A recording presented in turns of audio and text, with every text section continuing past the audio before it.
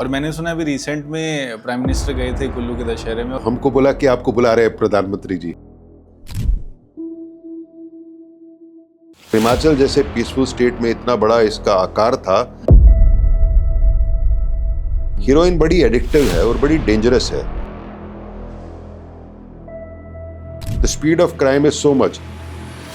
हमारा भारत का कानून ऐसा क्यों लैग कर रहा है इतना? पब्लिक ऑर्डर के इश्यूज बहुत बढ़ गए। नीट का एग्जाम होने वाला था और उसके एग्जाम पेपर्स पहले ही लीक हो गए थे। आज के टाइम पे ब्लैक मनी से व्हाइट मनी कन्वर्ट बहुत इजी हो चुका है थ्रू क्रिप्टो करेंसी। ये 2,500 करोड़ के करीब का क्रिप्टो करेंसी केस था। सबसे बड़ा केस था, हमने क्रैक किया। आजकल तो हमारे पास एडवर्टाइजमेंट में ये मैसेज तक आते हैं कि बीटेक की डिग्री बनवा लो। रघुनाथ जी टेम्पल में से जो मेन लॉर्ड थे, उनकी जो मूर्ति थी वो चोरी हो गई थी। चोरी करने वाला एक नेपाली है।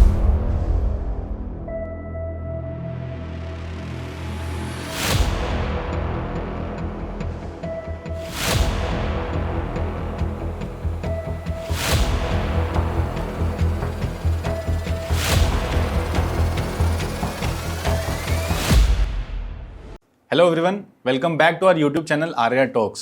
I am Arya Tyagi, your host, and today we have a very special guest who has done outstanding job in Himachal Pradesh.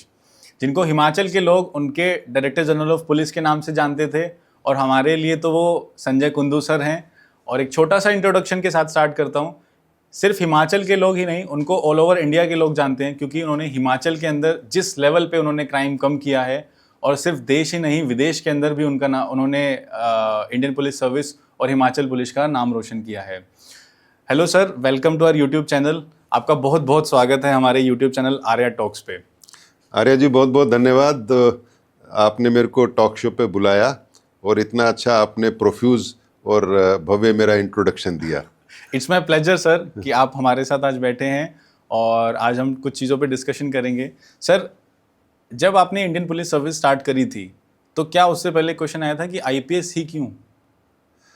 देखिए, जब मैं छोटा बच्चा था तो हम जिस डिस्ट्रिक्ट में रहते थे तो वहाँ एक क्रिकेट मैच था। तो क्रिकेट मैच अफसरों के बीच में था। तो मैंने देखा डिप्टी कमिश्नर हरियाणा में बोलते थे और डिस्ट्रिक्ट मजिस्ट्रेट उत्तर प्रदेश में बोलते हैं उसको, वो और एसपी सुपरिंटेंडेंट ऑफ पुलिस, इनकी पर्सनैलिटी बड़ी अच्छी थी। एक तो बहुत अच्छा क्रिकेट खेले, लेकिन इनके पास ना एक अथॉरिटी सी थी। सब everyone used to look up to them. फिर मैं भी बड़ा इम्प्रेस हुआ कि ऐसे लोग हैं और ऐसा कोई जॉब है। और जैसे मैं बड़ा होता गया तो मेरे को पता लगा कि ये जो है आईएएस आईपीएस है, ये गवर्नेंस का बड़ा इम्पॉर्टेंट हिस्सा है और चेंज एजेंट हैं, रोल मॉडल्स हैं, और मतलब देश के लिए कुछ कर सकते हैं, लोगों को हेल्प कर सकते हैं, सर्विस कर सकते हैं। तो मैं बड़ा इम्प्रेस हुआ इससे।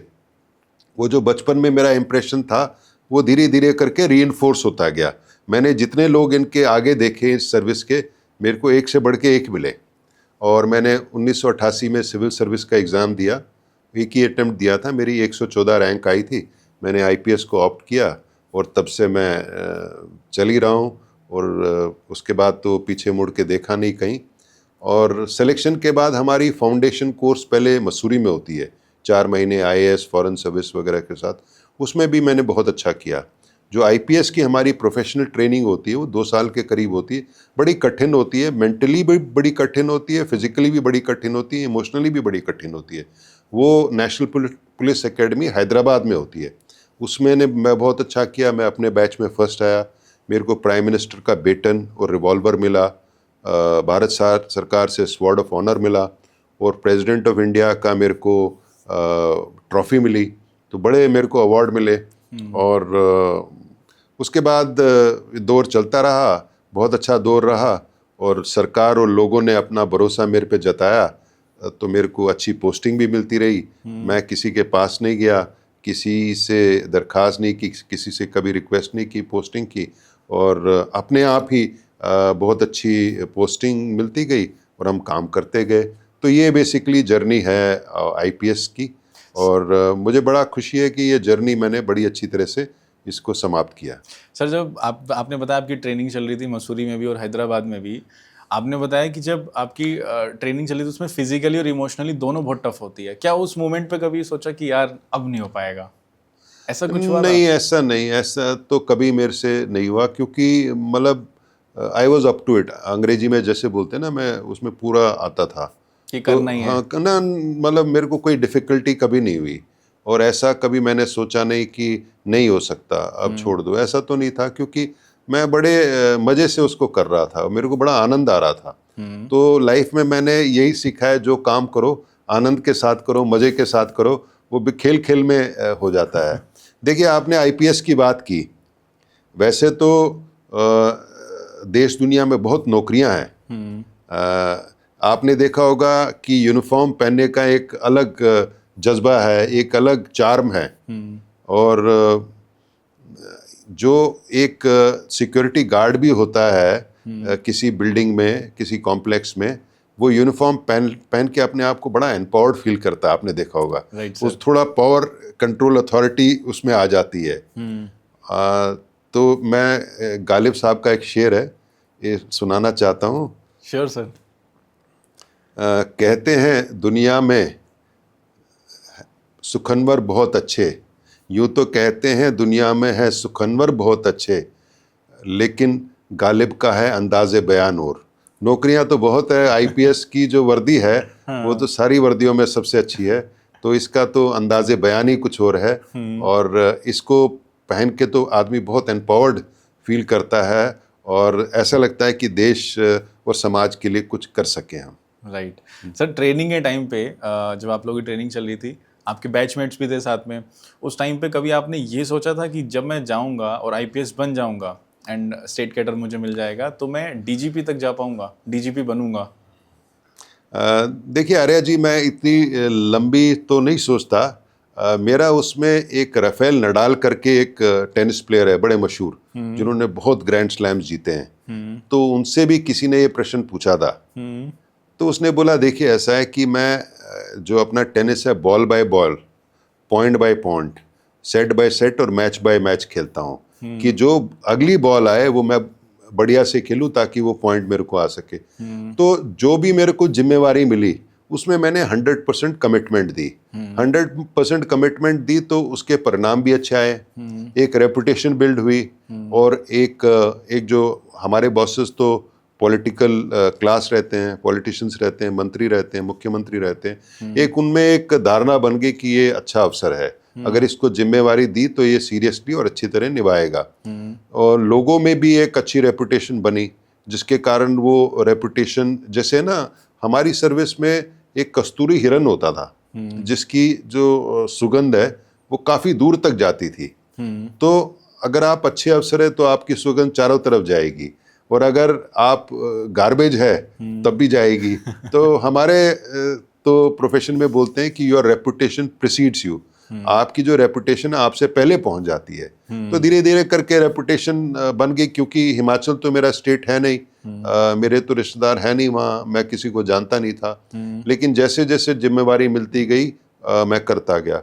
मैं आपको ये बताना चाहता हूँ कि पहली मेरी पोस्टिंग एक उग्रवादी क्षेत्र में हुई थी, वहाँ बहुत उग्रवाद थे, और बड़ा चैलेंजिंग था। मेरे डीजी थे तब, उन्होंने मेरे को पोस्ट किया, क्योंकि तब पंजाब में उग्रवाद बहुत था, और उन्होंने पुलिस वाले भी बहुत मारे थे, कुछ आरएसएस वाले मारे थे, कुछ आम लोग बहुत मारे थे। तो मेरे को वहाँ पोस्ट किया, तो हमने धीरे धीरे करके टेररिज्म का अंत किया, और मेरे को फर्स्ट पोस्टिंग में ही president's police medal for gallantry मिल गया। तो उसके बाद भय भी ख़त्म हो गया। तो ऐसा चलता रहा, तो अंत में धीरे धीरे करके जब मेरा टाइम आया तो मैं डीजीपी बना, और काफ़ी लंबे समय 4 साल तक रहा, और मेरे को पूरा सेटिस्फाइंग जो टेन्योर है करियर वो रहा मेरा। मैंने ये चीज़ देखी सर, आपने जब आप डीजीपी थे तो काफ़ी लंबे टेन्योर के लिए थे। अच्छा, चलो इसी बारे में बात चल रही है तो सर मैं पूछना चाहता हूँ, हिमाचल प्रदेश क्योंकि एक पहाड़ी इलाका है वो पूरा, वहाँ पे हमने देखा है कि ड्रग्स की और इन सब चीज़ों की सप्लाई भी काफ़ी होती है, और आपने काफ़ी केसेस ऐसे क्रैक भी किए हैं। सर कुछ केसेस बताइए आपके। अरे जी, ऐसा है कि हिमाचल प्रदेश क्योंकि पहाड़ी क्षेत्र है और बड़े जंगलात हैं वहाँ, तो जो कैनबिस है जिसको भांग बोलते हैं, वो वाइल्ड ग्रो होती है वहाँ। और वहाँ की जो कैनबिस है दुनिया में सबसे अच्छी है। वो कैसे अच्छी है कि वहाँ फॉरेन टूरिस्ट आते हैं और वो उसका सेवन करते हैं, और कई टूरिस्ट उसको स्मगल करके विदेश भी ले गए। जब उन्होंने उसको साइंटिफिकली टेस्ट किया तो उन्होंने पाया कि हिमाचल की जो भांग है, कैनबिस है, उससे डायबिटीज़ का भी इलाज हो सकता है, उससे कैंसर का भी इलाज हो सकता है, उससे मोटापे का भी इलाज हो सकता है, उससे गंजेपन का भी इलाज हो सकता है। तो वो ऐसा है कि वहाँ विदेशी आते हैं और कंज्यूम करते हैं। और दूसरा है कि उनको देख देख के भारतीय लोग भी बहुत आ गए। एक पार्वती वैली है कुल्लू में, और उसमें एक कसोल जगह है। जब मैं यंग एसपी था तो एक छोटा सा गांव था, लेकिन वो इतना फेमस हो गया, सारे टेकीज़ आईआईटी के और एमबीए के जो हैं आईएम्स के वो आते हैं वहाँ, उनको पता नहीं क्या मज़ा आता है, वाइल्ड होती है उसको कंज्यूम करते हैं। ये तो ये हो गया, और कंज्यूम भी करते थे, वहाँ से स्मगल होके बाहर जाता था, तब भी हम पकड़ते थे। दूसरा है कि जो अफीम है, ओपियम, वो भी हायर रिचेस में बड़ी अच्छी क्वालिटी की होती है। ये तो, और ये दोनों चीज़ें बाहर जाती थी, तो ये स्मगल आउट होती थी। लेकिन पिछले दशक में ऐसा हुआ, जो हीरोइन है, हीरोइन मोस्टली अफ़गानिस्तान पाकिस्तान से आती है और समुद्र के रूट से भी आती है, वो हिमाचल में आने लग गई। हीरोइन बड़ी एडिक्टिव है और बड़ी डेंजरस है। उससे जो लोकल बच्चे हैं वो उसके गिरफ्त में आ गए, और धीरे धीरे करके उसका पेनिट्रेशन बहुत चला गया, और वो बिल्कुल हमारे ट्राइबल एरियाज़ है, लाहौल स्पीति, किन्नौर, वहाँ तक पहुँच गया। देखिए, ऐसा है कि इसमें दो चीज़ें, एक डिमांड साइड है, सप्लाई साइड है। सप्लाई साइड में एनफोर्समेंट है। हमने केस तो बहुत किया, हमारे आज के दिन में जेल भरे पड़े हैं ड्रग ट्रैफिकर से, और जगह नहीं है कोई, मतलब 100% से ज़्यादा कैपेसिटी हो गई है। और मैंने अपने कार्यकाल में सबसे बड़ा सीजर जो कैनबिस का 122 किलो का, जो कई करोड़ों का है, वो भी किया। और हीरोइन के भी बहुत बड़े सीजर्स किए जो 10-10 करोड़ के थे, वो सब किए हमने, और वो उन लोगों को सजा भी दिलाई। लेकिन ये है कि डिमांड इतनी बढ़ रही है क्योंकि अवेयरनेस का अभाव है, या जैसे भी है एजुकेशन सिस्टम है, या हमारा जो कल्चरल सिस्टम है, उसके कारण डिमांड साइड कम नहीं हो रहा।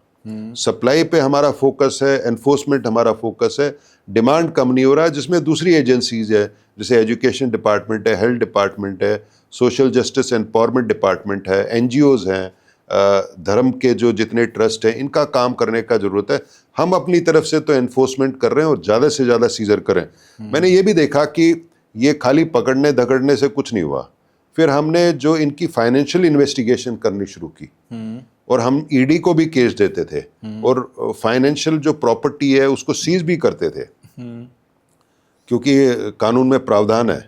और वो हमने सीज भी की इनकी करोड़ों की प्रॉपर्टी, क्योंकि इसमें बहुत ज़्यादा फ़ायदा होता है। स्मगलर्स इसलिए इस फील्ड में जाते हैं क्योंकि फ़ायदा बहुत ज़्यादा होता है, उनको मुनाफा बहुत ज़्यादा होता है, पैसा बहुत कमाते हैं। हमने उनकी प्रॉपर्टी भी सीज की, वो सरकार के खाते में चलेगी। साथ के साथ एक पिट एनडीपीएस है, जैसे एनएसए है, नेशनल सिक्योरिटी एक्ट है, जिसमें कोई खुराफात करता है देश के खिलाफ, उसको आप प्रिवेंटिव डिटेंशन कर सकते हो। एनडीपीएस एक्ट में भी प्रिवेंटिव उसका एक प्रावधान है, हमने उसको लागू किया, तो 6-6 महीने और साल तक प्रिवेंटिव ही अंदर रहते हैं। लेकिन फिर उसके बावजूद भी इसमें कमी नहीं आई है। और हमने जो जितनी प्रॉपर्टी हम सीज करते थे, क्योंकि ये जो नशे का खेप है, चाहे हीरोइन है, चाहे कैनबिस है, चाहे ओपियम है, बड़ा महंगा है। ये थाने में पड़ा रहता था, फिर कहाँ जाए, कहीं लीकेज हो जाए, हम इसको जला भी देते थे पब्लिकली। उसके बावजूद भी एक ये लड़ाई है, पूरे देश लेवल पे है और हमारे प्रदेश लेवल पे जारी है, और मेरे को लगता है ये जारी बहुत देर तक रहेगी। ये बड़ी लंबी जंग है और इसको जीतना बहुत ज़रूरी है, क्योंकि 2019 में जो एक भारत सरकार ने सर्वे किया था, उसमें जो हमारे एडिक्ट्स पूरे कंट्री में, उससे आज के दिन में 7 गुना हो गए हैं। इनकी तादाद करोड़ों में है। तो मैंने जैसे बताया कि ये जंग जारी रहेगी, हर फ्रंट पे ये जंग लड़नी है, और नशे को भारत को छोड़ना पड़ेगा, तभी हमको डेमोग्राफिक डिविडेंड है वो मिल पाएगा। राइट। सर अभी इन्वेस्टिगेशन की बात चली रही थी और आप काफ़ी लंबे स्तर से पुलिसिंग में रहे हैं और आपने दोनों टाइप की टेक्नोलॉजीज़ देखी हैं, दोनों टाइप की इन्वेस्टिगेशन भी देखी है, ट्रेडिशनल भी और मॉडर्न भी। आपके अकॉर्डिंग बेस्ट कौन सी थी? क्योंकि जब आपने स्टार्ट किया था तो उस टाइम पे ट्रेडिशनल इन्वेस्टिगेशन चलती थी, जहाँ पे अगर देसी भाषा में बात किया तो लठ का प्रयोग किया जाता था। आज के टाइम पे जो मॉडर्न टेक्नोलॉजीज़ आ गई हैं वो साइबर की आ गई हैं, जहाँ पे इंटरनेट का यूज़ किया जाता है क्रैक करने के लिए भी और हैक करने के लिए भी। आपके अकॉर्डिंग कौन सी बेस्ट रही है आपके टेन्योर में? अरे जी, ये बात सही है आपके। जब मैंने करियर स्टार्ट किया था, क्राइम भी ट्रेडिशनल था और उसको सॉल्व करने का भी तरीका ट्रेडिशनल था। लेकिन एक चीज़ कॉमन थी, हर क्राइम सीन ऑफ क्राइम से स्टार्ट होता है। जी। तो उसमें भी हमको सीन ऑफ क्राइम विजिट करना था और जो आज के मॉडर्न जो है उसमें भी सीन ऑफ क्राइम विजिट करना है और उसी से सारे साक्ष्य मिलते हैं। लेकिन फंडामेंटल्स ऑफ पुलिसिंग चेंज नहीं हुए। Visit to scene of crime, collection of evidence, ठीक है, साक्ष्य को इकट्ठा करना, गवाहों के स्टेटमेंट्स लेना, साइंटिफिक एविडेंस करना, इकट्ठा करना, और उसको फिर एक अच्छे तरीके से मतलब चेन ऑफ कस्टडी जो होती है वो करना, ठीक है, और एक फुल प्रूफ केस बनाना। ये बात सही है कि पिछले 10-15 साल में टेक्नोलॉजी और टेक्नोलॉजी ड्रिवन क्राइम्स बहुत ज़्यादा हो गए। और जैसे अब साइबर क्राइम हो गया है, ड्रग्स हो गया है। अब ड्रग्स खाली ये नहीं है, डार्क वेब का ड्रग्स है, राइट। कोरियर से डिलीवर होता है। तो जैसे समाज आगे बढ़ रहा है, सोसाइटी आगे बढ़ रही है, क्रिमिनल्स टेक्नोलॉजी का इस्तेमाल कर रहे हैं। और पुलिस ऐसा ना रहे कि टेक्नोलॉजी से वंचित रहे तो सॉल्व के केस नहीं कर सकती। तो आज की जो साइबर क्राइम और मॉडर्न क्राइम्स है, फाइनेंशियल क्राइम्स है, ऑर्गेनाइज क्राइम्स है, लेयर्ड क्राइम्स है, कई लेयर्स में क्राइम है। जैसे क्राइम किया, पैसा उससे इकट्ठा हुआ, उसको मनी लॉन्ड्रिंग किया, ठीक है, उस पैसे को धोया, काले धन को सफेद धन बनाया, फिर उसको कहीं ठीक जगह लगाया। तो जैसे मैं आपको बता रहा था, ड्रग्स की बात कर रहा हूँ, ड्रग्स में आपने काला धन कमाया, उसको व्हाइट में कैसे करोगे? आपने होटल बना दिया, आपने फार्म हाउस बना दिया, आपने घर बना दिए, आपने कमर्शियल कॉम्प्लेक्स बना दिए। तो आज का क्राइम बड़ा लेयर्ड हो गया है। तो सीधी ऐसा नहीं है कि जो तफ्तीश की किताब है, नोटबुक है, वैसा नहीं है। आज का दिन काफ़ी कॉम्प्लिकेटेड हो गया। सेल फोन फोरेंसिक्स हो गए, मोबाइल का इस्तेमाल हो गया, ठीक है, और क्राइम बड़ी तेजी से हो रहा है। The speed of crime is so much. अब जैसे साइबर क्राइम है 1930, इसका साइबर क्राइम हेल्पलाइन है। हिमाचल में हर मिनट में एक कंप्लेंट आती है। अच्छा। हर मिनट में, हर स्टेट में यही हाल है, क्योंकि इतने ज़्यादा साइबर क्राइम हो रहे हैं। आपको उसको रिस्पॉन्ड भी करना है, आपको उसको इन्वेस्टिगेट भी करना है, आपको उसको लॉजिकल एंड तक ले जाना है। तो एक तो मैंने बोला कि फंडामेंटल सेम है, स्पीड चेंज हो गई है, टेक्नोलॉजी चेंज हो गई है, लोगों की एक्सपेक्टेशंस चेंज हो गई है। क्योंकि अगर आपने कुछ नहीं किया, पुलिस हाथ पे हाथ धरे बैठी रही, अगले दिन अखबार में, मीडिया में हो गया पुलिस ने कुछ नहीं किया, तो एक्सपेक्टेशंस चेंज हो गई, पॉलिटिकल क्लास की एक्सपेक्टेशन चेंज हो गई। एक और चीज़ हुआ, मैं आपको बताता हूँ, जो हुआ है, जो अभी नेग्लेक्टेड है, जो law and order, public order के इश्यूज बहुत बढ़ गए हैं। पहले मेरे को याद है कि हिमाचल में शक्तिपीठ के बड़े मंदिर हैं, पूरे देश में भी ऐसे धर्मार्थ के कई स्थान हैं। चाहे आप बड़े बड़े मंदिर ले लीजिए, गुरुद्वारे ले लीजिए, मस्जिद ले लीजिए, आज के दिन में धर्म के प्रति सबका लगाव बहुत बढ़ गया है। तो पहले जहाँ हजारों की तादाद में लोग आते थे, यहाँ अब लाखों की तादाद में आते हैं, दिन दिन में लाख आते हैं। तो ये crowd management, public order management, safety बहुत हो गया। आपने देखा होगा हाल ही के कुछ दिनों में स्टैम्पीड में कई जगह बहुत लोग मरे। Yes sir. तो आपकी बात सही है कि इस मॉडर्न इन्वेस्टिगेशन, मॉडर्न पुलिसिंग के चलते हम जो ट्रेडिशनल रोल है हमारा, लॉ एंड ऑर्डर बंदोबस्त, वो भूलना नहीं चाहिए। क्योंकि जैसे ही भूलते हैं वहाँ एक एक्सीडेंट हो जाता है। अभी तमिलनाडु में एक पॉलिटिकल रैली थी, उसमें लोग मरे। कितने मंदिरों में अभी हाल ही में लोग स्टैम्पीड से मरे हैं जी। क्योंकि आज के दिन में लाखों लोग आते हैं इन चीज़ों के लिए। तो आपको टेक्नोलॉजी से तो अवेयर होना ही है, उसके बगैर तो आप बिल्कुल आज के दिन में बिल्कुल अंधे और मतलब डेफ डम ब्लाइंड हो जाएंगे। लेकिन साथ के साथ ऐसा है कि जो ट्रेडिशनल पुलिसिंग है, क्राउड कंट्रोल, ट्रैफिक कंट्रोल, आपने देखा होगा दिल्ली से इधर उधर आते हैं, घंटों जाम में फंसे रहते हैं। तो लोगों की एक्सपेक्टेशंस बहुत बढ़ गई। आप उसको ट्रैफिक को आप नेग्लेक्ट नहीं कर सकते, कॉमन मैन को वो इम्पैक्ट करता है। तो आज के दिन में तो बहुत कॉम्प्लिकेटेड और बहुत ही रिस्पॉन्सिबिलिटी वाला काम हो गया है ये। सर जैसा भी हम लोग बात करें ट्रेडिशनल और मॉडर्न क्राइम्स में, आपने बताया कि ट्रेडिशनली पहले ब्लैक मनी को वाइट मनी कन्वर्ट करने के लिए होटल्स बना दिए, रेस्टोरेंट्स बना दिए। आज के टाइम पे मैं आपके ऊपर, मतलब हमारे फील्ड में बोलते हैं एक ओसेंट वर्ड होता है जिसको हम बोलते हैं ओपन सोर्स इंटेलिजेंस। सो हम लोग गूगल से किसी की इन्फॉर्मेशन निकाल सकते हैं। तो मैं आपके ऊपर रिसर्च कर रहा था जिसमें मैंने आपको देखा कि आपने क्रिप्टो करेंसी का केस ब्रेक किया था। तो आज के टाइम पे हम लोग काफ़ी पढ़ते हैं और जी चीज़ देखते भी, केसेस भी देखते हैं कि पहले ब्लैक मनी को वाइट मनी कन्वर्ट करने के लिए, जैसे आपने बताया, होटल्स बना लिए, रेस्टोरेंट्स बना लिए। आज के टाइम पे black money to white money convert बहुत ईजी हो चुका है through crypto currency, through bitcoin, USDT। Sir वो केस क्या था क्रिप्टो करेंसी का? देखिए, ये हिमाचल आप बोल रहे, लोगों की धारणा है कि बड़ा पीसफुल स्टेट है, लेकिन जैसे सरफेस के नीचे ना हमेशा कुछ ना कुछ रहता है। तो ये 2,500 करोड़ के करीब का क्रिप्टो करेंसी केस था और सबसे बड़ा केस था, हमने क्रैक किया। ऐसा हुआ कि शातिर लोग तो सब जगह होते हैं, उन्होंने क्रिप्टो करेंसी का इस्तेमाल किया।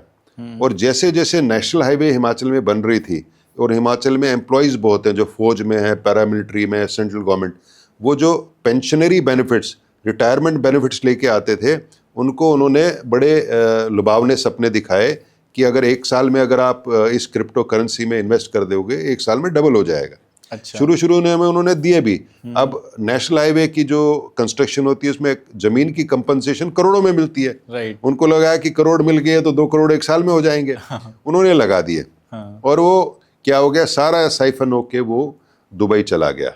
और जो इनके जो आका थे, बड़े बड़े लोग, वो दुबई भाग गए।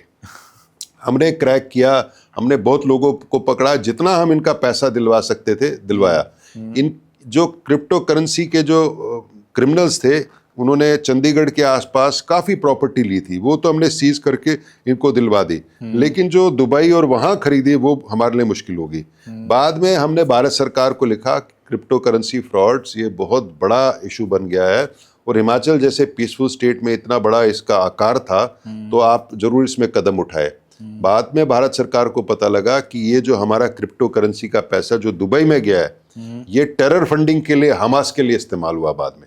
अच्छा। क्योंकि क्रिप्टो का एक बहुत बड़ा सेंटर दुबई और मिडिल ईस्ट में है, क्योंकि क्रिप्टो कहाँ पैसा चला जाएगा पता नहीं, वो फाइनली जाके हमास के टेरर फंडिंग के लिए इस्तेमाल हुआ। तो इसके आज के दिन में जो क्राइम जो हिमाचल में हो रहा है, उसके प्रोसीड्स कहीं भी जा सकते हैं। राइट। वो इंटरनेशनली जा सकते हैं। नेशनली तो जो आप प्रॉपर्टी खरीदोगे, आपको पता लग जाएगा, आदमी इतना अमीर बन जाए, एकदम आपकी मतलब आप अलर्ट हो जाओगे। लेकिन जो विदेश में चला गया पैसा, जो टेरर फंडिंग में चला गया और जिसको इस्तेमाल कर लिया, उसको कैसे लाओगे आप? तो इसके जो कॉन्सिक्वेंसेस है, परिणाम बहुत सीरियस हैं। और मैंने तुरंत उस टाइम भारत सरकार को पत्र लिखा था कि ये हमने किया और हमने ये पाया, और इसकी जो है अब भारत सरकार इस पे जरूर कुछ ना कुछ काम करे। और मुझे बड़ी खुशी है कि भारत सरकार ने किया भी, एक ऑनलाइन गेमिंग का भी बैनिंग का एक्ट लाए। Yes sir. क्योंकि ऑनलाइन गेमिंग में भी लोग बहुत पैसा गंवा रहे थे। सोशल मीडिया पॉलिसी लाए, डीप फेक की पॉलिसी लाए हैं, और ऐसे जो क्रिप्टो करेंसी इंडिया में तो बैंड है। और प्रेसिडेंट ट्रंप के आने के बाद क्रिप्टो करेंसीज को एक फिर उछाल मिला है। राइट। बट किसी वजह से हम बचे हुए हैं, क्योंकि भारत सरकार ने इसमें कदम उठाए हैं, और मुझे बड़ी खुशी है कि हमने इसको इनिशिएट किया। That's nice sir, that's really great. Sir ऐसे जो क्राइम्स होते हैं जिसमें इंडिया से बाहर का कोई लिंक होता है कि पैसा दुबई चला गया, जहाँ पे हम लोगों को इंटरपोल को इन्वॉल्व करना पड़ता है, क्या उन केसेस के अंदर इन्वेस्टिगेशन कंप्लीट नहीं हो पाती है? देखिए, ऐसा है कि ये मुश्किल है। मुश्किल इसलिए है क्योंकि एक हमने टेक्नोमैक का केस किया था। टेक्नोमैक एक सिरमौर जगह में, उसने क्या है, बैंक से कुछ 1000 करोड़ के करीब लोन ले लिया था, और कुछ प्रॉपर्टी दिखाई और फ्रॉड किया, जिसमें बैंक के भी लोग इन्वॉल्व थे, और वो भी था, राकेश शर्मा नाम का एक व्यक्ति था, और उसके कुछ पार्टनर्स थे। तो उसको भी हमने इन्वेस्टिगेट किया। हमने पाया कि वो दुबई भाग गया है।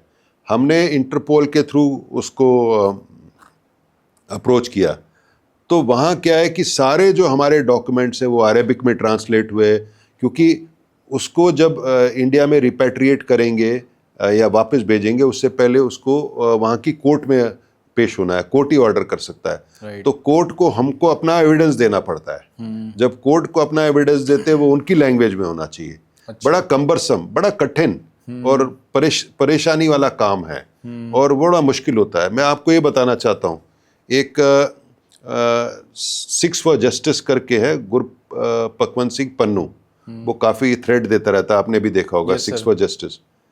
तो उसने क्या किया था, हमारे एक धर्मशाला जगह है, वहाँ विधानसभा है, उसने खालिस्तान के झंडे फैलाए थे और खालिस्तान जिंदाबाद वगैरह लिखा था। तो वो पहला एक ऐसा वाकया था। हमने 48 घंटे में उसके लोग पकड़ लिए और यूएपीए लगाया, वो जेल में चले गए। फिर हमने भारत सरकार के थ्रू इंटरपोल को केस भेजा कि इसको वापस लाया जाए, लेकिन हमको सफलता नहीं प्राप्त हुई। किसी वजह से इंटरपोल ने बोला कि जो भी उनकी कठिनाई थी वो नहीं आ पाए, लेकिन हमने अपनी कार्रवाई कर दी। तो जो देश से बाहर चला जाता है उसको लाना कठिन होता है, बड़ा लंबा प्रोसेस होता है, और जो विदेशी नागरिक है उसको लाना तो और मुश्किल हो जाता है, क्योंकि वहाँ की कोर्ट्स बोलती है हमारा नागरिक है, हम भारत नहीं भेजेंगे। तो जो भारत में हम पकड़ सकते हैं उसको पकड़ लेते हैं, जो प्रॉपर्टी भारत में बनाई है उसको हम सीज कर लेते हैं, उसमें ज़्यादा समय नहीं लगाते। लेकिन ये बिल्कुल बात सही है कि जो विदेश में बैठा है उसके लिए बड़ी कठिनाई है। सर, अभी रिसेंट में देखा गया था कि नीट का एग्ज़ाम होने वाला था और उसके एग्ज़ाम पेपर्स पहले ही लीक हो गए थे। तो देखा गया था कि आपने भी एक ऐसा केस क्रैक किया था। वो केस क्या था सर? देखिए, मैंने उसके बाद एक लेख भी लिखा था एक मैगजीन के लिए, पब्लिक एग्ज़ाम में कैसे फेयरनेस लाएं। हमारा भी एक 2022 में एक कांस्टेबल का रिक्रूटमेंट था और हमने उसमें पाया कि पेपर लीक हो गया था। हमने एसआईटी बना के उसको इन्वेस्टिगेट किया, तो कुल परिणाम ये था कि हमने ये पाया दिल्ली के आसपास बहुत प्रिंटिंग प्रेस है और काफ़ी सिक्योरिटी प्रिंटिंग प्रेस है, क्योंकि इनको आरबीआई से लाइसेंस मिला हुआ है चेक बुक बनाने का भी, क्योंकि एक अलग तरह की सिक्योरिटी चाहिए उसके लिए। राइट। ऐसा होता है पब्लिक एग्जामिनेशन हर कोई सैटरडे या संडे को होता है, रिक्रूटमेंट का, सरकार का, चाहे केंद्र सरकार हो चाहे राज्य की सरकार हो। तो और पेपर छपते हैं, पेपर जनरली इन्हीं प्रिंटिंग प्रेसेस में छपते हैं। इसमें एक कोई कैजुअल वर्कर क्या करता है कि पेपर चुरा के ले जाता है, और इनके दिल्ली के आसपास गैंग्स हैं, पेपर दे देता है किसी को, फिर उनको पता लगता है इस चीज़ का पेपर है, फिर कोचिंग इंस्टीट्यूशंस के थ्रू वो कैंडिडेट्स को कांटेक्ट करते हैं और उसके बाद फिर पेपर उनको बेचते हैं और फिर वो आगे पास हो जाते हैं। आपने देखा होगा ऐसे कैंडिडेट्स ऑलमोस्ट जनरली टॉप पे आते हैं। आपको जान के ताजुब होगा, हमने 2 लोग पकड़े थे, उन्होंने बताया कि इस संडे के 2 एग्ज़ाम के पेपर उनको मिल गए, वो लीक होने वाले हैं। बोला कौन से? एक तो राजस्थान गवर्नमेंट का एनिमल हस्बेंड्री डिपार्टमेंट का पशुधन सहायक, वो 8 लाख में बेच रहे थे पेपर। अच्छा। और एक जो इंडियंस बाहर एमबीबीएस करके आते हैं विदेश में, उनका एमडी का था, वो 20 लाख में बेच रहे थे। हमने तुरंत राजस्थान सरकार को और केंद्रीय स्वास्थ्य मंत्रालय को इन्फॉर्म किया कि पेपर रद्द करो, लीक हो गया है। तो ये बहुत बड़ा रैकेट है। उस टाइम मैंने भारत सरकार को लिखा था इसको गंभीरता से लीजिए, और मैंने ये भी रिकमेंड किया था एक नेशनल प्रेस होनी चाहिए, प्रिंटिंग प्रेस, जिसमें हाई सिक्योरिटी प्रेस हो, जहां सारे पर्चे छपे, प्राइवेट के भरोसे नहीं रहना चाहिए। साथ के साथ आप जानते हैं कि जब तेलगी का स्कैम हुआ था स्टैंप ड्यूटी वाला, तो भारत सरकार ने उसके बाद high security stamp duty press बना दी है। राइट। और इसमें कानून भी बड़ा लचीला है, कानून में इतना दम नहीं है और कानून में इतनी सजा नहीं है, तो ये गैंगस्टर्स पकड़े जाते हैं, 3-4 महीने जेल में रहते हैं, फिर बेल हो जाती है, फिर दोबारा ये काम करते हैं। अच्छा। तो मैं आपको ये बताना चाहता हूँ, एक हमारे जो हमने एक लड़के को पकड़ा, वो राजस्थान का था, पहले बीएसएनएल में कसौली में काम करता था क्लर्क का, वो इसी रास्ते से इनकम टैक्स में इंस्पेक्टर भर्ती हुआ था। ओके। इंस्पेक्टर भर्ती होने के बाद भी यही काम कर रहा था, क्योंकि उसको मजा इसी में आ रहा था। हमने उसको राजस्थान से चित्तौड़गढ़ से पकड़ा और पता लगा कि वो सरकारी नौकरी होने के बावजूद यही काम कर रहा है। इसके बड़े गंभीर परिणाम हैं।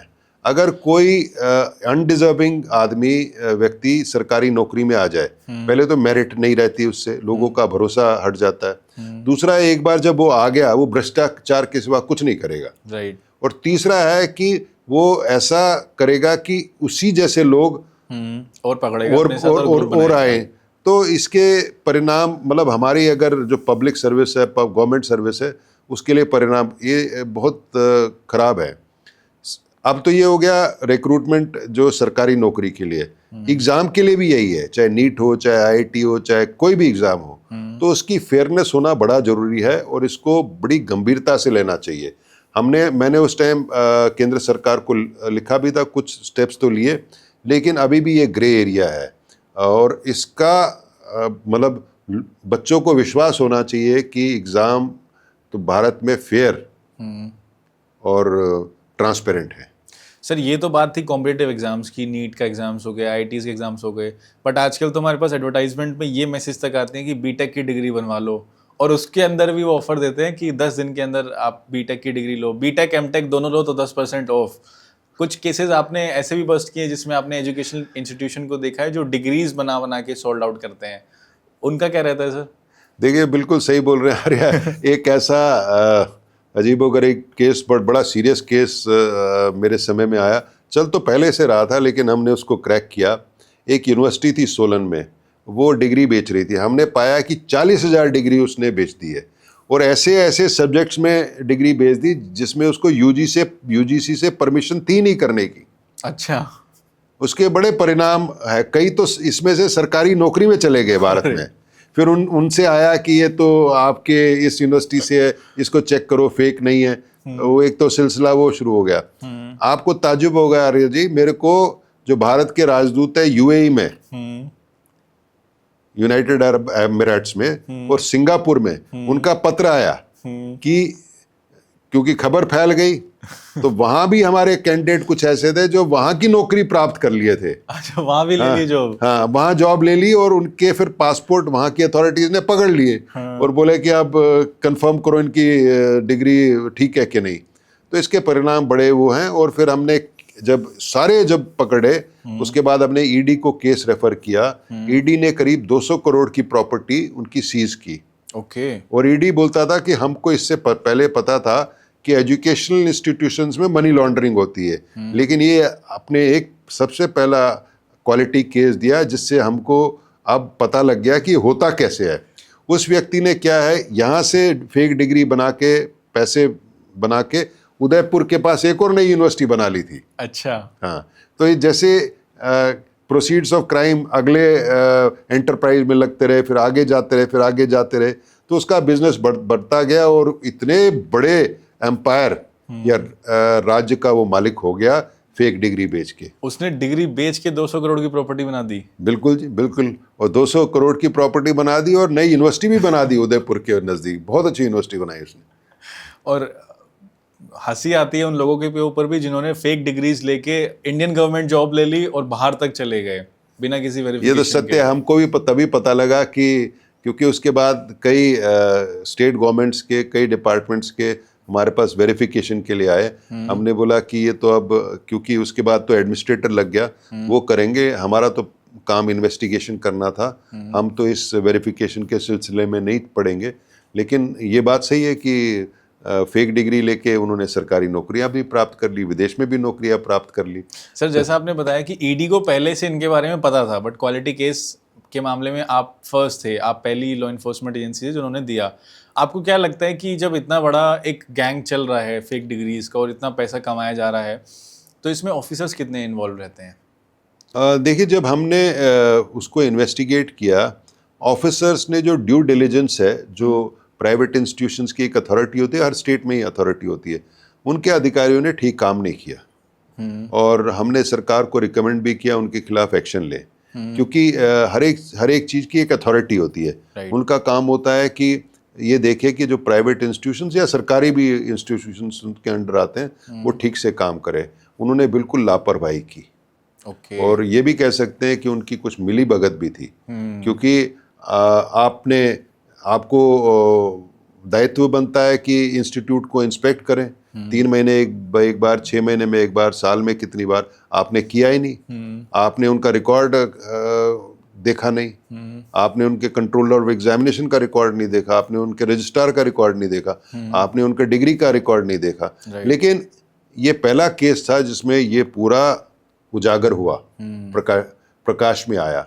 उसके बाद मेरे को लगता है अब अलर्ट हो गए काफी। उसके बाद सर काफी यूनिवर्सिटीज बंद भी हो गई हैं, हमारे हापुड़ में बंद हो गई है। काफी फेक यूनिवर्सिटीज बंद हो गई, और मुझे बड़ी खुशी है कि वो जो फेक एजुकेशन का, फेक डिग्री का था, उसमें हम कदम उठा पाए। हालांकि जैसे मैंने बोला, हमारा छोटा सा प्रदेश है, बड़ी क्वालिटी इन्वेस्टिगेशन थी जिसका परिणाम बहुत अच्छा हुआ। एक्चुअली मुझे ऐसा लगता है कि सर जो अब बंद भी हो रही हैं उसका श्रेय भी आपको ही जाता है। एटलीस्ट आपने इनिशिएटिव लिया, जो कि ईडी ने बोला भी था कि पहला क्वालिटी केस आपने दिया है। तो माइट भी कोई ऐसी लॉ इन्फोर्समेंट एजेंसी अब तक उस पर इन्वेस्टिगेशन करके इतने क्वालिटी पॉइंट्स ना निकाल पाई। बिल्कुल बात सही है। ये तो आपको जनरली पता है कि ये जो लॉन्डर्ड मनी लगता है इसमें, लेकिन कैसे लगता है, क्या लगता है, तो डिटेल्ड इन्वेस्टिगेशन किए।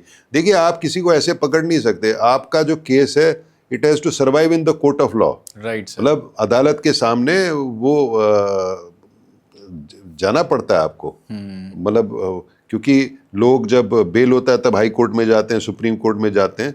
तो हमारा जो केस है, it has withstood judicial scrutiny at many places. मतलब डिस्ट्रिक्ट कोर्ट्स में भी, हाई कोर्ट्स में भी, सुप्रीम कोर्ट में भी, और सब ने हमारी इन्वेस्टिगेशन की तारीफ की। भारत सरकार ने भी तारीफ की हमारी। सर एक पॉइंट ये आता है कि आपने इससे पहले वाली केस स्टडी में बताया था कि जो लोग ये अफीम बेचते हैं, ड्रग्स बेचते हैं, इनके पास इतने पैसे आते हैं, जो एग्जाम पेपर्स बेचते हैं, इनको 8-8 लाख, 25-25 लाख रुपए मिलते हैं।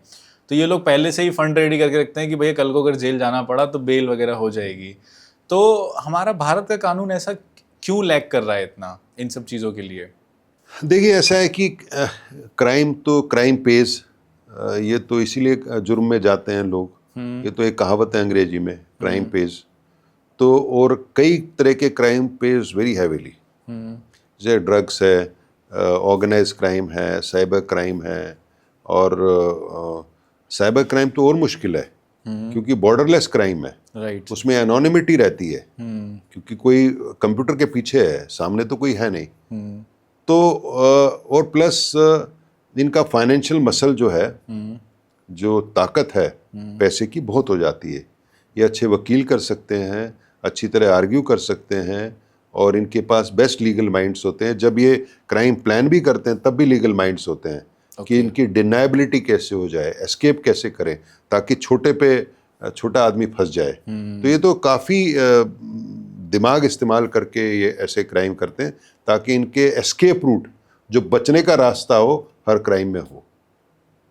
सर हिमाचल का एक बहुत फेमस मंदिर है रघुनाथ जी टेम्पल के नाम से, और बीच में सुनने में आया था कि हम लोगों ने न्यूज़ में पढ़ा था कि रघुनाथ जी टेम्पल में से जो मेन लॉर्ड थे, उनकी जो मूर्ति थी वो चोरी हो गई थी। और उसके बाद आपका स्टेटमेंट भी था कि वो रिकवर हिमाचल प्रदेश में, मतलब आपने ही कराए थे। सर वो क्या केस था? देखिए, ऐसा है कि दिसंबर 2014 का समय था, और एक दिन रात को ऐसा हुआ कि एक चोर रघुनाथ जी हिमाचल के सबसे बड़े देवता है। उसकी मैं थोड़ी पृष्ठभूमि बताता हूँ। कुल्लू के राजा जब जगत सिंह 1600 ईस्वी में जब अयोध्या में गए, तो अयोध्या से ये रघुनाथ जी को चोरी करके लाए। तो अगर मानेंगे तो अयोध्या जी के ओरिजिनल राम जी तो कुल्लू में बसे हैं। अच्छा। उन्होंने उनको स्थापित किया, और रघुनाथ जी एक बहुत बड़ा भव्य मंदिर उन्होंने अपने पैलेस में ही बनाया। तो रघुनाथ जी जो है वो डेटी गॉड है कुल्लू वैली के। और हिमाचल में देव संस्कृति है। देव संस्कृति का क्या मतलब है?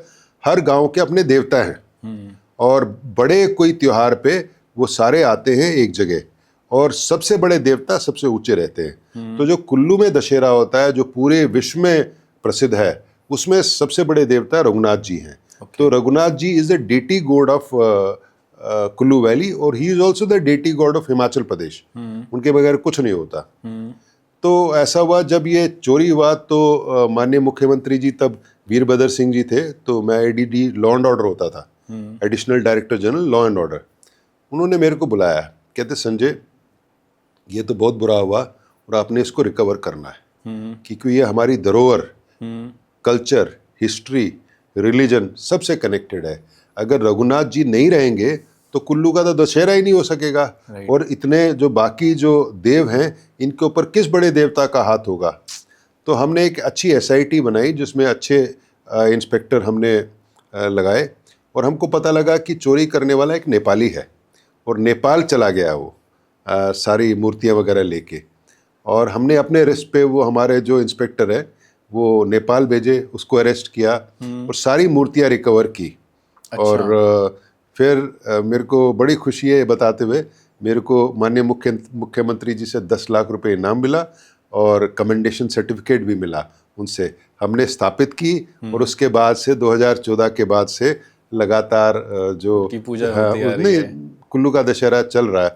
आप ये सोचिएगा अगर वो मूर्ति नहीं मिलती तो कुल्लू का दशहरा तो कैसे हो पाता है। और कुल्लू का दशहरा ऐसा होता है कि एक्चुअल दशहरे के 10 दिन तक चलता है, और उसमें रघुनाथ जी का रथ चलता है। सबसे बड़े रघुनाथ जी हैं, जैसे आपने रथ पूजा देखी होगी पूरी जगन्नाथ में, ऐसे ही उनका रथ रहता है। और बाकी देवता अपने ऑर्डर के हिसाब से अपने स्थान पर रहते हैं। सो जो सबसे छोटे देवता है सबसे दूर रहते हैं, और सबसे बड़े देवता है फिर उसके नज़दीक रहते हैं।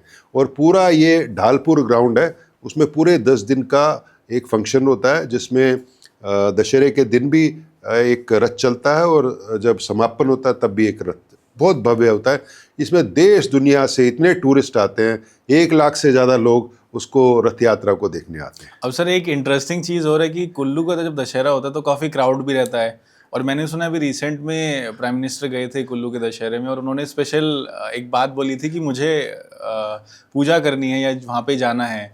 तो उस टाइम भी कमान सर आपके हाथ में ही थी, वो कैसे आपने हैंडल किया था? देखिए ऐसा है कि एक समय था जिसमें एम्स बिलासपुर का इनॉग्रेशन था, उसके बाद जनसभा जो थी प्रधानमंत्री जी की वो बिलासपुर में थी। तो मैं और चीफ सेक्रेटरी आराम से जा रहे थे सभा स्थल की ओर, तो हमको बोला कि आपको बुला रहे हैं प्रधानमंत्री जी, जल्दी जाइए जल्दी जाइए। मैंने बोला मेरे को? कहते हाँ आपको बुला रहे हैं। तो मैं जब पहुंचा तो जो PM के सिक्योरिटी चीफ है डायरेक्टर SPG AK सिन्हा साहब वेट कर रहे थे, प्रधानमंत्री कार्यालय के बड़े बड़े अधिकारी वेट कर रहे थे कि आपका इंतज़ार कर रहे हैं। तो मैं गया ग्रीन रूम में, तो उन्होंने बोला कि प्रधानमंत्री जी ने ये इच्छा जाहिर करी है। तो प्रधानमंत्री जी स्टेज पे थे तब स्पीच दे रहे थे, ये कर पाओगे क्या? और मेरे को जैसे मैं सोच रहा था, तो जो अधिकारी थे प्रधानमंत्री के कार्यालय के और डायरेक्टर SPG, वो आंखों आंखों में बोल रहे थे कि बड़ा रिस्की है संजय, छोड़ दो, कहाँ क्या करोगे। लेकिन कहते हैं प्रधानमंत्री जी का पर्सनल आग्रह है। तो मैंने बोला कि मेरे को 5 मिनट का समय दो, मेरी वहाँ व्यवस्था का incharge additional DG law and order है, ज़रा मैं उनसे बात करता हूँ, उनको समझाता हूँ कैसे हो सकता है। फिर मेरे जो ADG लॉ एंड ऑर्डर थे मैंने उनसे संपर्क किया। मैंने बोला कि ऐसे करो, 3 टियर लगाओ, 3 टियर अपने जवानों के बड़े तगड़े लगाओ, और फिर उसके बाद 2-3 टियर और लगाना, एक पैसेज बनाना प्राइम मिनिस्टर साहब का, देखो ये, और इसको बना के देखो, और क्राउड को उनके अगेंस्ट आप धक्का मरवाओ, उनको पुश करो, वो गिरते तो नहीं, क्योंकि इतने बड़े 1 लाख की जनसमूह में तो स्टैम्पीड की बड़ी खतरा रहता है। और प्रधानमंत्री जी इतने पॉपुलर है, उनको देखने के लिए एक के ऊपर एक के वैसे आ जाता है। और ऊपर से रघुनाथ जी हैं, एक बड़ा फर्वर रहता है, एक बड़ा उस टाइम का रिलीजियस फर्वर रहता है। और उन्होंने किया और बोला कि सर नहीं कर लेंगे हम। फिर हमने बैरिकेड लगाए, रिंग लगाए, सब लगाए। वहाँ एक और बात है कि ये जो जितने देवता होते हैं, देवी देवता, ये अपने मूड में होते हैं, इनके अंदर स्पिरिट्स होती है, तो ये भी कभी इधर से उधर से इधर जाते रहते हैं। तो वहाँ चोटें लगना बड़ा आम है, क्योंकि कभी कभी बेकंट्रोल हो जाते हैं। फिर उन्होंने बुलाया मेरे को, मैं बोला कि कर पाओगे क्या? मैं सर कर लेंगे, लेकिन मेरी एक शर्त है। क्या शर्त है? कि सर आप अकेले जाएंगे, टेल नहीं ले जाएंगे, क्योंकि जैसे ही लोग ज़्यादा जाने लगे तो फिर स्टैम्पीड होने का खतरा है। तो माननीय प्रधानमंत्री जी वहाँ पहुँचे, उसके बाद हमने सिग्नल किया, जो पूजा का समय था, तो वो और माननीय मुख्यमंत्री जी अकेले आए, उनके साथ SPG का रिंग था, हमारा भी रिंग था।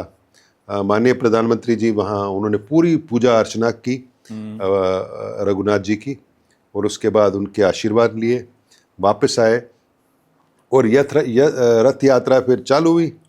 और करीब 45 मिनट प्रधानमंत्री जी किसी जो क्लोज प्रॉक्सिमिटी टीम के बगैर, बुलेट प्रूफ शील्ड के बगैर पब्लिक के सामने हाथ हिलाते रहे।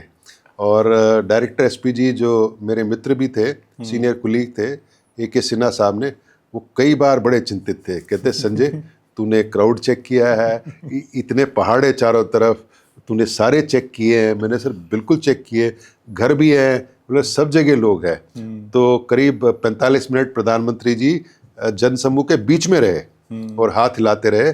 और वैसे आप जानते हो कि ब्लू बुक में क्या लिखा है? ब्लू बुक जो प्रधानमंत्री और राष्ट्रपति की सिक्योरिटी को गवर्न करता है, वो कहते हैं कि एक तो कभी क्राउड में नहीं जाना चाहिए, भीड़ में नहीं जाना चाहिए, इतनी बड़ी भीड़ में तो जाना ही नहीं चाहिए। दूसरा है कि ओपन नहीं होना चाहिए, और तीसरा है कि एक डी बनती है, ताकि लोग आपके बहुत नजदीक ना हो, स्टेज के आगे। हाँ, तो ये तीनों चीज हमने वायलेट की, और वायलेट करने के बाद सारा बड़ी अच्छी तरह से संपन्न हुआ। प्रधानमंत्री जी बड़े खुश होके कुल्लू बुंटर एयरपोर्ट पे गए, वहां से टेक ऑफ किया। सर, आपने ये सोचा कि अगर इन केस कुछ भी मिसहैपनिंग हो गई तो क्या होगा? तो जब हम प्रधानमंत्री जी उड़ गए तो हेलीकॉप्टर में गए, तो मैं और मुख्यमंत्री जी बैठे थे वहाँ, और मैंने भी चैन की सांस ली और मुख्यमंत्री जी ने भी चैन की सांस ली। मैंने बोला सर, ये तो रघुनाथ जी की कृपा है कि सब ठीक हो गया, अब कुछ गलत हो जाता तो मेरी नौकरी तो जाती, क्या पता आपकी नौकरी भी जाती। तो बड़ा रिस्क था, लेकिन एक अच्छे प्रोफेशनलिज्म से और रघुनाथ भगवान जी की कृपा से सब ठीक हो गया। और मैं ये भी बताना चाहता हूँ, उसके कुछ दिन के बाद मेरे को कैबिनेट सेक्रेटेरिएट का एक कमेंडेशन लेटर आया कि आपने बहुत बढ़िया इंतजाम किया, इसके लिए आपको बहुत बहुत बधाई। तो all is well that ends well, जो अंग्रेजी में बोलते हैं। हाँ, दैट्स राइट, बिल्कुल सर। और बहुत अच्छा लगा आपसे ये बात करके, डिस्कशन करके। हमने बहुत सारी चीज़ों पे डिस्कशन किया आज। आपकी जो इतनी इंटरेस्टिंग केस स्टडीज़ थी, और जो मैंने लाइन स्टार्टिंग में बोली थी कि you have done outstanding job in Himachal Pradesh, वो आपने इन्हीं कुछ केस स्टडीज़ के थ्रू प्रूफ कर भी दिया, मुझे भी और ऑडियंस को भी हमारी। It was really nice to discuss with you sir. और ये तो मेरी भी एक रिक्वेस्ट रहेगी और ऑडियंस की भी रिक्वेस्ट आएगी कि सर हम इसका सेकंड पार्ट भी जल्दी लेके आएँ, और सेकंड पार्ट भी हम जल्दी लेके आएंगे sir. Thank you so much for coming in our podcast. Thank you. बहुत बहुत धन्यवाद त्यागी जी आपका। वेलकम।